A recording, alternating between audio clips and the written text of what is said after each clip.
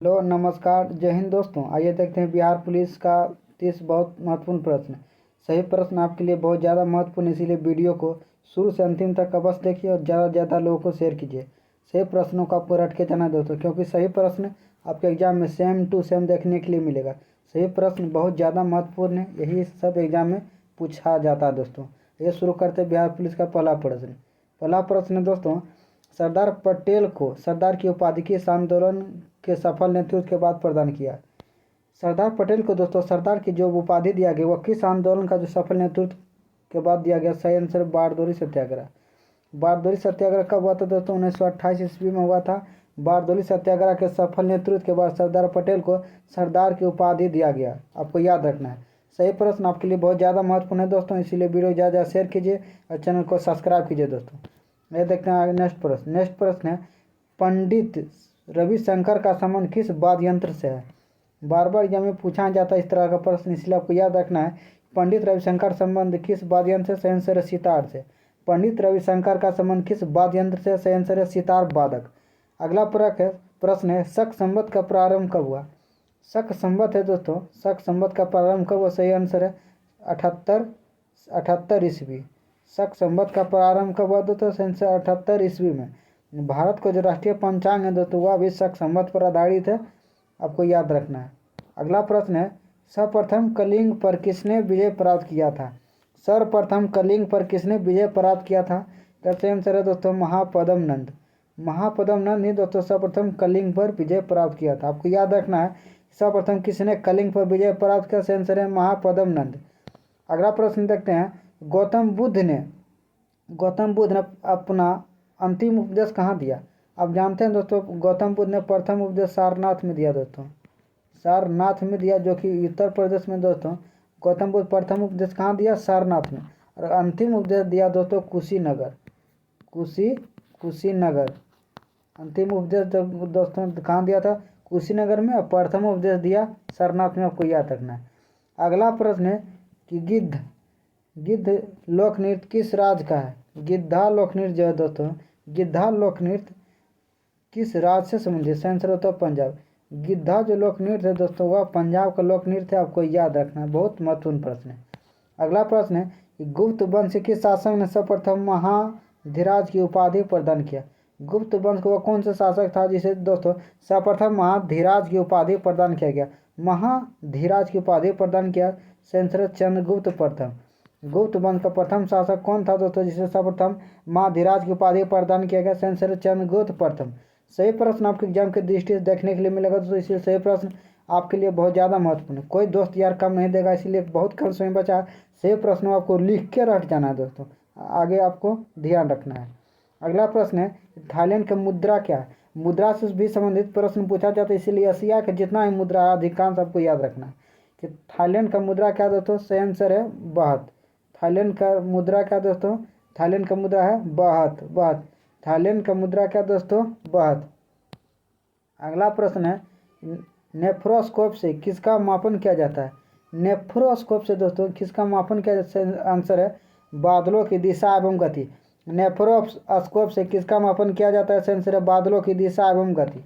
अगला प्रश्न है, हिंडनबर्ग रेखा किन दो देशों के बीच सीमा रेखा है। हिंडनबर्ग जो रेखा दोस्तों वह किन दो देशों के सीमा रेखा है। आंसर है जर्मनी और पोलैंड। जर्मनी और पोलैंड एकदम करेक्ट आंसर है दोस्तों, आपको याद रखना है हिंडनबर्ग रेखा। नेक्स्ट प्रश्न है कि संविधान का व्याख्या और संरक्षक कौन है। संविधान का व्याख्या करने वाला और संरक्षक किसे माना जाता है और कौन है दोस्तों। आंसर है सर्वोच्च न्यायालय। संविधान का संरक्षक और व्याख्या करने वाला कौन है। आंसर है सर्वोच्च न्यायालय। अगला प्रश्न है कि भारत में हरित क्रांति का प्रारंभ कब हुआ। भारत में हरित क्रांति का प्रारंभ कब हुआ दोस्तों। सही आंसर है 1967-68। 1967-68 में भारत में हरित क्रांति का प्रारंभ हुआ। हरित क्रांति से दोस्तों किस फसल पर सबसे अधिक प्रभाव पड़ा। तो सही आंसर हो जाएगा दोस्तों गेहूँ।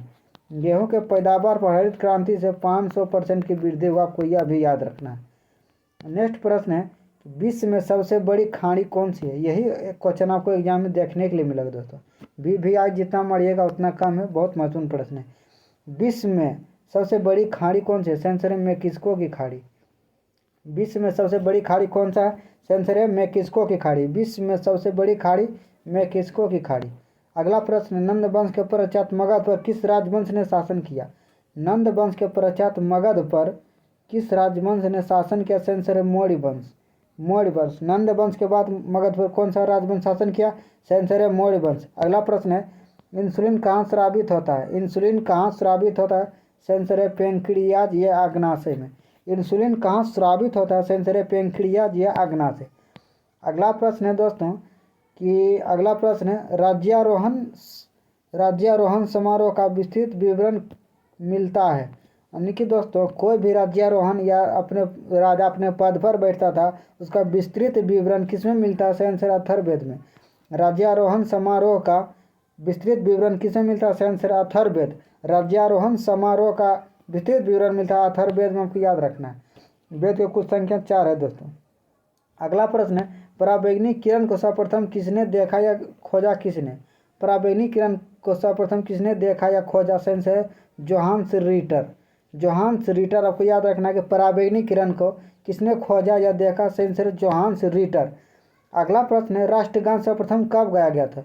सही आंसर है दोस्तों 1911 में कांग्रेस के कोलकाता अधिवेशन में। राष्ट्रगान सर्वप्रथम कब गाया गया? सही आंसर है 1911 कोलकाता अधिवेशन, आपको याद रखना है। अगला प्रश्न है, संगीत नाटक अकादमी का स्थापना कब हुआ? बहुत महत्वपूर्ण प्रश्न है दोस्तों। संगीत नाटक अकादमी का स्थापना कब हुआ? 1953 में। संगीत नाटक अकादमी का मुख्यालय पूछे कहाँ, तो इसका आंसर हो जाएगा नई दिल्ली। और संगीत नाटक अकादमी का स्थापना कब हुआ? सही आंसर है 1953। सॉरी दोस्तों, संगीत नाटक अकादमी का स्थापना कब हुआ? 1953। अगला प्रश्न है, बिहार में किस प्रकार की वनों की अधिकता है? बिहार में किस प्रकार की वनों की अधिकता है दोस्तों? का सही आंसर हो जाएगा शुष्क पर्णपाती वन। बिहार में सबसे अधिक कौन सा वन पाया जाता है? तो शुष्क पर्णपाती वन। शुष्क पर्णपाती वन बिहार में सबसे अधिक मिलता है। अगला प्रश्न, इंद्रधनुष बनने का क्या कारण है? इंद्रधनुष बनने का क्या कारण? सही आंसर अपवर्तन। इंद्रधनुष पूछेगा बनने का क्या कारण है, सबसे पहले अपवर्तन रहेगा ऑप्शन में, आपको मार देना दोस्तों। अब अपवर्तन एकदम करेक्ट आंसर है। इंद्रधनुष बनने का क्या कारण है? सही आंसर है अपवर्तन। अगला प्रश्न है, किस एस्क से मैडम क्यूरी ने रेडियम प्राप्त किया? यानी दोस्तों मैडम क्यूरी ने रेडियम किससे प्राप्त किया? सही आंसर है पिच ब्लेंड से। पिच ब्लेंड से मैडम क्यूरी ने रेडियम किससे प्राप्त किया? सही आंसर है पिच ब्लेंड। अगला प्रश्न, राष्ट्रीय युवा दिवस। राष्ट्रीय युवा दिवस कब मनाया जाता है? सही आंसर है 12 जनवरी।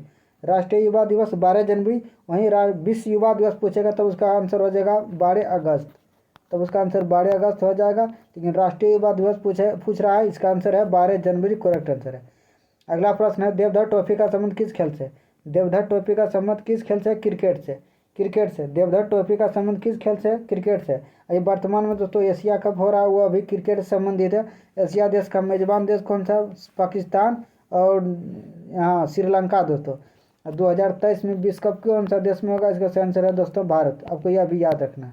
अगला प्रश्न, कावेरी जल विवाद किन दो राज्यों के बीच है? कावेरी जल विवाद किन दो राज्यों के बीच? सही आंसर तमिलनाडु और कर्नाटक। कावेरी जल विवाद का संबंध किस दो राज्यों के बीच है? सही आंसर है तमिलनाडु और कर्नाटक के बीच। आपको यह भी याद रखना है, कावेरी जल विवाद तमिलनाडु कर्नाटक। अगला प्रश्न है, बिहार में किस स्थान पर भारतीय राष्ट्रीय कांग्रेस का 1922 का अधिवेशन हुआ था? बिहार में दोस्तों 1922 में जो अधिवेशन हुआ था भारतीय राष्ट्रीय कांग्रेस का, कहाँ हुआ?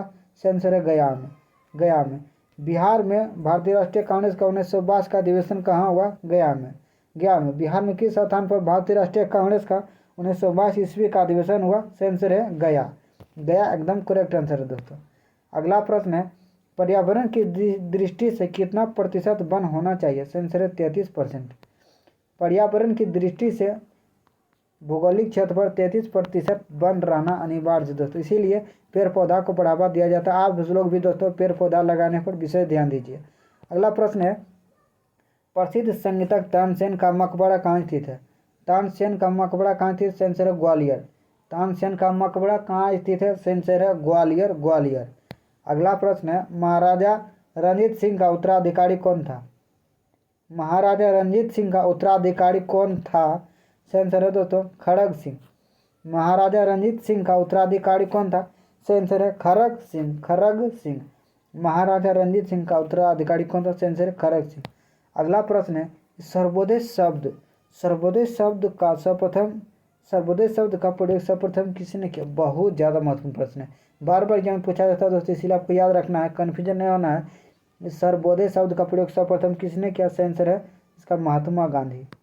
महात्मा गांधी है दोस्तों, आपको याद रखना है। सर्वोदय शब्द का प्रयोग सर्वप्रथम किसने किया? सही आंसर है महात्मा गांधी। महात्मा गांधी सही प्रश्न दोस्तों, आपके लिए बहुत ज़्यादा महत्वपूर्ण, इसीलिए वीडियो को बार बार देखे सही प्रश्न रट जाइए दोस्तों। वीडियो अच्छा लगता है ज़्यादा लोगों को शेयर कीजिए और चैनल को सब्सक्राइब कीजिए। मिलता है अगले वीडियो में दोस्तों, तब तक जय हिंद, नमस्कार दोस्तों।